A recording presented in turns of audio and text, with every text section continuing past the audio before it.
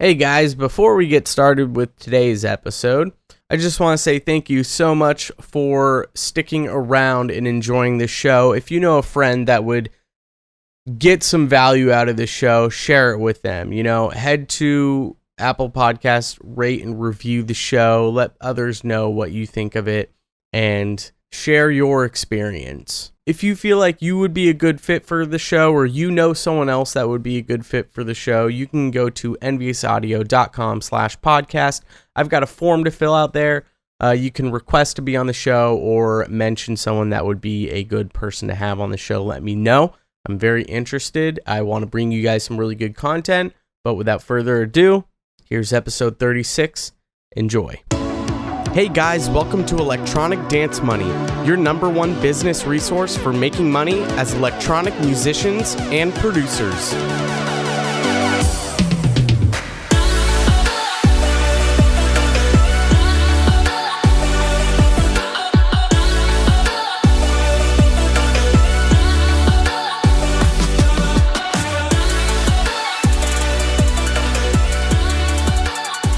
Yo, what's up everyone?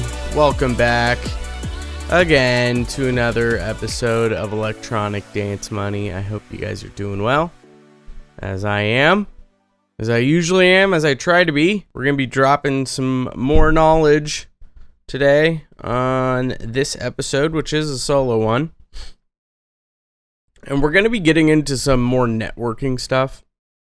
I know I discussed this with Los Padres when they were on, a couple of episodes they were on, and really we kind of discussed the benefits of networking. Now, if you didn't listen to that episode or the two-part series on that, go check it out. There's a lot of really good information in that. Today I'm going to be discussing, now obviously, okay, you know the benefits, at least hopefully you know the benefits. If you don't know the benefits, it's pretty basic. I mean, the more you network, the more you're able to work with people that are higher up in the industry or have connections or can be a good resource for you in general, can help you out. Whether that's connecting you with other people or actually providing some sort of job or service to you or anything. It can be anything that can really benefit you. That's why you want to network. However, we didn't really discuss ways to network, because I think this is something that's networking really is one of the most important things to do in general. Like, regardless of what career path you take, this can be utilized in any career. So it's important for you to understand the tactics that you need to utilize in order to be able to network successfully and be able to connect with the people that you want to connect with. I'm sure you've all heard it before. It's all about who you know, and it really does come down to who you know. The more people you know, and the better reputation you have with all of those people, the more likely you are to be able to get specific jobs or provide value to those people, and they return the favor providing value to you. And so there's right and wrong ways to network. Let's dive into what you don't want to do when it comes to networking. Number one, which is really going to be number one for what you want to do as well, is don't not provide value. Don't try to establish a relationship that you don't really have any association with the person without first providing value to them. Now, value can be whatever it is that they see as valuable, or maybe even that you see as valuable. It could be your time and just talking with them, being interested in the things that they're interested in, actually being able to provide some sort of service or help for them. Said it numerous times on the podcast. A lot of producers just want you to share their music. That in and of itself is extremely valuable to a lot of people. I'm sure a lot of you guys would see that as valuable, someone sharing your music. You can't expect someone to want to connect with you if you don't bring something to to the table, something of value. Again, I'm not saying that you have to bring a service to the table or bring cash to the table, or it doesn't have to be. It can be something as simple as a conversation, but don't expect anything when you're providing that value. You cannot expect things when you provide value to someone, because then you get in manipulative states, and you get in an egotistical state where you think that they owe you something because you have given them something. No. That is not how value works. You have to understand that when you're giving to give, because you want to help someone out, because you want to provide value. You know, I remember when I first moved to Austin, Texas. This was when I was producing a bunch and trying to find some shows to play locally. And I was the guy who would, reach out to promoters and ask, hey, when, can I play a show coming up? And I'd just ask. And these were people that I hadn't even built or established any sort of relationship with. And these people would just ignore me because they've got a million people doing that. And why should they give me anything? And it's true. Why should they give me anything? They shouldn't. I have not provided any value. The right way to go about that would be to provide value to them. Find out what they find valuable, what they need done, and find out how I can do it for them. That's how you provide inherent value. And that's how you provide value without expectations. Just finding out whatever the fuck it is that you can do for them and doing it for them. And you have to do this for a little while. It's like an internship. If there's a job that you really, really, really want, that you want to be your future, the best way to get that job is to find wherever the company is, go to whoever the manager is that you can talk to, or hiring manager, and offer to work for free. Offer to work for free for 6 months. And then kick ass. Kick ass at whatever position it is. Over deliver on that expectation that you're going to kick ass, and you'll get the job. You'll get a paying job. It comes down to how much you want it. And it's the same for whether or not you're wanting to play shows, or you're needing to connect with someone at a record label, or it doesn't matter what it is, man. This could be simply you wanting to get a job working for some entrepreneur in some field that you want to be a part of. Now, obviously, you can't do this with specific things that, you need a degree for, but there's a lot of things you don't necessarily need a degree for, and if you're willing to just learn and gain knowledge, that's going to pay dividends in the long run. Now, the second thing that pretty much plays into the last one really is don't ask without having provided any sort of value, and don't ask for a while as well. Wait for opportunities to come to you. There is something about constantly seeking and searching for opportunities that tend to drive them away, and there's almost a desperate sense that comes from you when you're constantly seeking and asking for opportunities, rather than just helping and waiting for an opportunity to come for you. We'll use the example of me when I first moved to Austin. If I would have taken a different stance, and if I would have just said, hey, I'm new in town, I'm a producer, I want to DJ some local shows, however, I don't think I'm ready yet, I'd really love to come and help out, maybe, promote some shows, or do whatever I can to help you out and work for you, and you don't even have to pay me anything. Just let me learn and meet people within the scene. I guarantee that would have received a response immediately from someone, and they would be more willing to bring me on and help me out. And if not, they would at least see that I'm looking to just learn I don't expect anything else. And they might say, hey, you know what? We're actually full with people who are working for us currently, but I'll keep your name down and remember you, and we'll reach out when there's an opportunity. And boom, right there, that's already creating an opportunity there. You know, it might not be the opportunity I would want, but it's the opportunity that I'm being given, and it's something that I can actually work towards and look forward on. And then you follow up on that opportunity because it's already been offered. You know, they're already offering something if they denied it. If they do. You know, if they say, hey, not right now, but in the future. That means that something's there. So you don't want to just leave that. That's low-hanging fruit. You want to go pick that in a few months. Go ask them, hey, is this, opportunity still there? Are you guys freed up? Do you need help with anything? And I guarantee 9 times out of 10, they probably forgot about you. But you following up, they'll go, oh shit, you know what? We're putting on this major event that we need to get all hands on deck. We'd love to bring you on for this. And then boom, you're in. Not asking is a surefire way of being able to actually move forward in the relationship and establish trust and establish a bond.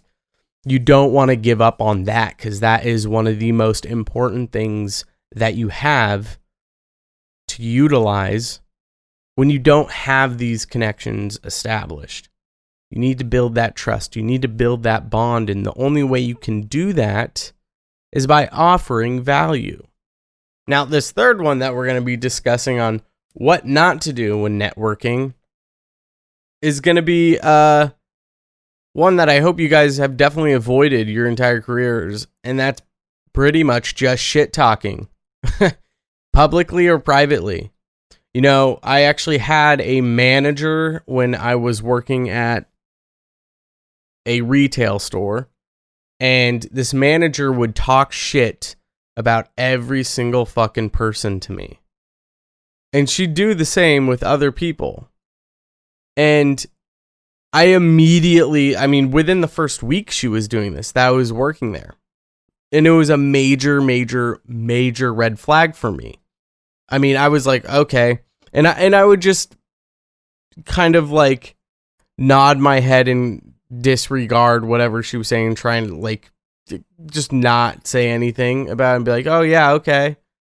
But the red flag is, well, what she's saying about me when I'm not around, because she did it to she said shit about everyone. So obviously she's saying shit about me, and she's talking this shit to everyone else as well. So she's obviously saying something about me. And the same thing, again, this is why these things apply. This is really more so a life skill rather than just a music industry skill set. This is a life skill that you should remember. Shit talking is one of the worst things that you could possibly do, because when you shit talk people about people privately, you can almost guarantee that the other person is thinking, well, what are they saying when I'm not in the room?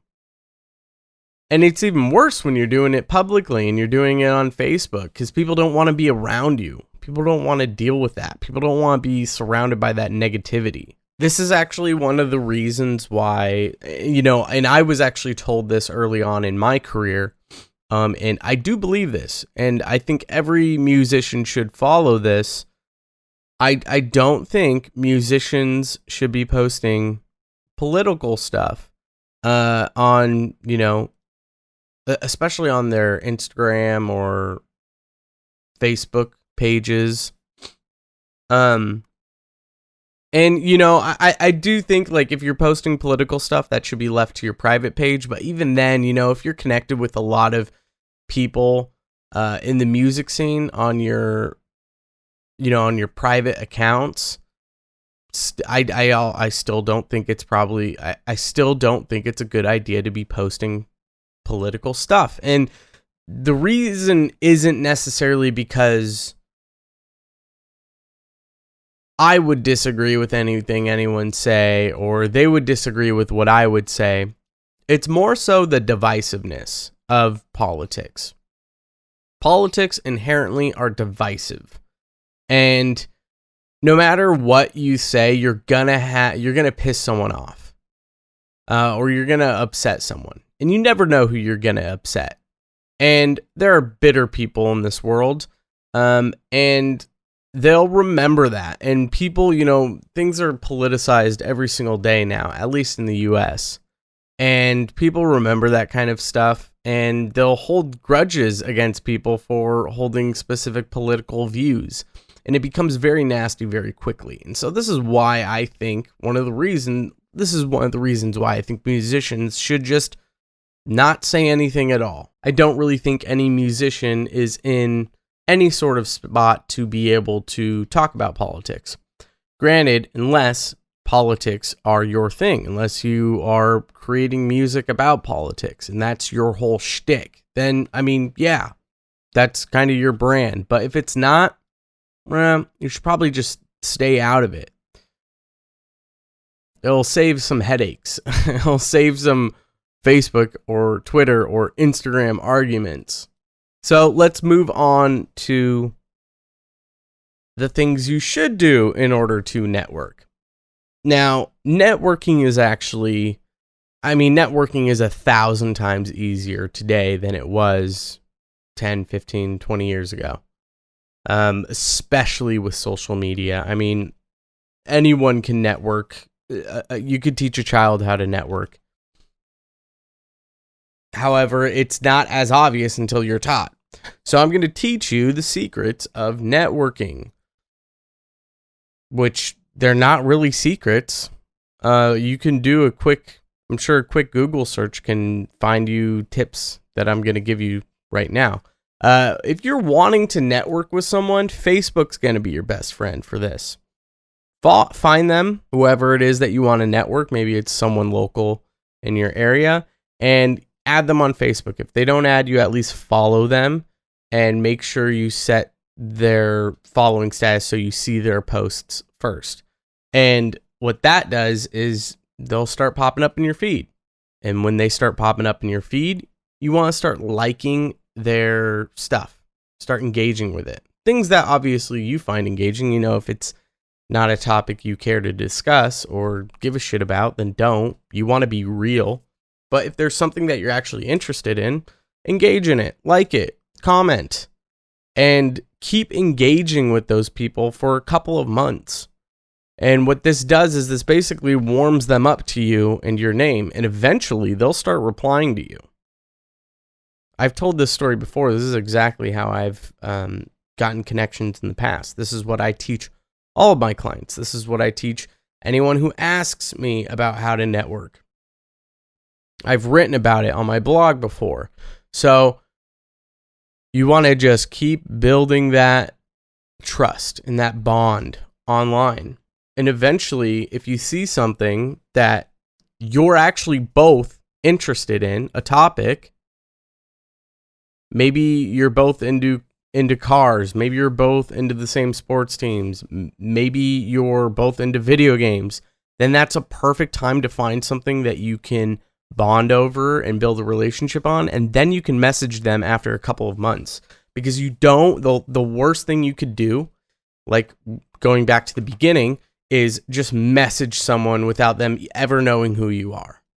The liking and engaging in their stuff is what's going to have them establish your name and establish a face, and they're going to be more comfortable with replying to you in their DMs.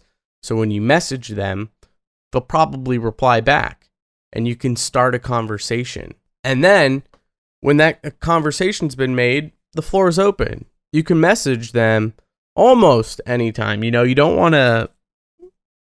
It's like when you're trying to get a girl. If there's a really cute girl that you like, you won't just keep pestering her over and over again. At least I hope you don't. That's not the way to go about it. You want to message them and get an engaging conversation going, and then leave it for a day or two. And then send them another message and start another conversation and kind of go back and forth until you've really established something in the relationship. And then you can start messaging them more consistently. And then eventually, hey, let's go get lunch. Let's go get dinner. Let's go hang out. After 4, 5, 6 months of engaging with their stuff, slowly messaging them and establishing a relationship, you'll actually build a friendship. And they'll go, yeah, let's do it. Let's go hang out. And boom, you're good. Now, with COVID right now, it's a lot easier to do that. When COVID's starting to slow down a bit, the stores are opening up more, venues are opening up more. So what you want to do, if you're in a situation where, let's say, your goal here is to play more shows locally, and you've been talking to the local promoter or venue owner, well then go to the show and shake hands with them. That's an even better opportunity, especially after you've talked. You can go to the show, meet in person, shake their hand, show that you're supporting them by being there, and bring some friends as well. That will do wonders in this scenario. And usually, by that 6-month mark or so, you'll see that there might be an opportunity popping up. And even amidst that, within that 6-month period, you can ask, hey, what can I do for you? How can I provide value to you? I want to help you out. That does wonders. With artists, like we said before, it really is as simple as sharing their stuff. If you're friends with them on Facebook and you see you're trying to connect with an artist and you see they have a new song coming out, share it. It's super simple to do, and they'll appreciate that. They'll probably like it and comment and say thanks for the support. And they'll remember that, because not even some of their friends are doing that, but you are. A lot of this has to do with applying the go-giver mentality, the go-giver method. If you haven't fucking read that book, go read it, because that's going to be how you network. One of the characters in that book is called the connector, and the connector's job is literally to connect people with other people. It's to network for other people. And I know of a couple of connectors in my life, and they've changed my life. There's a handful of connectors, there's 2 connectors that I know that have put me in touch with some of the craziest people that I never thought I would ever be in touch with. Crazy being good, like some huge names in the industry. And so I'm telling you, this has all been the reason why I've been able to get the network that I've got and get connected with people that I've got, is because of the Go-Giver. It's because I've applied these networking skills, and they're so simple and they're so easy. And everyone should be doing it, especially now, especially with COVID. I mean, if you're not, this could be, if you can't play any shows, if you're struggling to produce, go and network on Facebook. Just build relationships, because that's going to be huge when COVID is over. And you're not necessarily late to the party yet, but definitely get on it. And that's pretty much it. It's a very simple tactic. There's very simple steps that you don't want to do. Things that you don't want to do and what you do want to do. And if you follow those guidelines, you'll be set. Thanks for checking out this episode, guys. Head to enviousaudio.com/episode 36 to check out the show notes. Join the Facebook group, Electronic Dance Money Community. Head to Apple Podcasts, leave the show a review, rate it, let me know how you like it, and I'll see you guys next time. Take care.